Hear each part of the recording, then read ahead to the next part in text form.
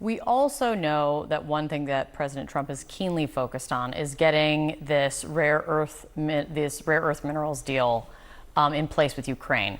And he talked to reporters about this last night. Let me play this for you. And I think Zelenski, by the way, I see he's trying to back out of the rare earth deal. And if he does that, he's got some problems, big problems. We made a deal with rare earth. And now he's saying, well, you know, I want to renegotiate the deal. He wants to be a member of NATO. Well, he was never going to be a member of NATO. He understands that. So if he's looking to renegotiate the deal, he's got big problems. Well, there is still renewed scrutiny on Ukraine because Ukraine's President Zelensky said he's rejecting the US's latest deal on rare earth minerals. Just walk us through what we know about this new proposal from the United States, because it's not quite clear what's on the table.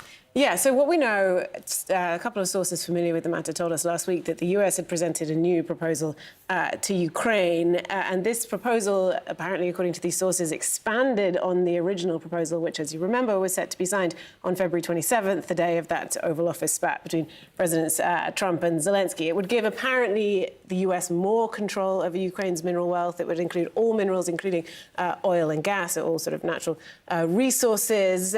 And I think, look, we can see now a disconnect between the US position and Kiev, which may have led to President Trump's frustration. He then hit back at Ukraine over the weekend, saying that, Zelensky's trying to back out of the deal, because we did see Zelensky let slip significant frustration over this last week. He said on Thursday the US keeps changing the terms. He said that they'd introduced a whole new document. He talked about it again on Friday, which contained some things that hadn't been discussed, some things that had already been rejected. So I think Ukraine feels a little bit blindsided by this. They want to give it the proper legal scrutiny. And meanwhile, we still see this sort of sense of urgency from the Trump administration to push towards this deal, which, of course, is moot if we don't have a ceasefire. This is a post-war deal that we're talking about, the mineral deal. All right, Claire, for now, thank you.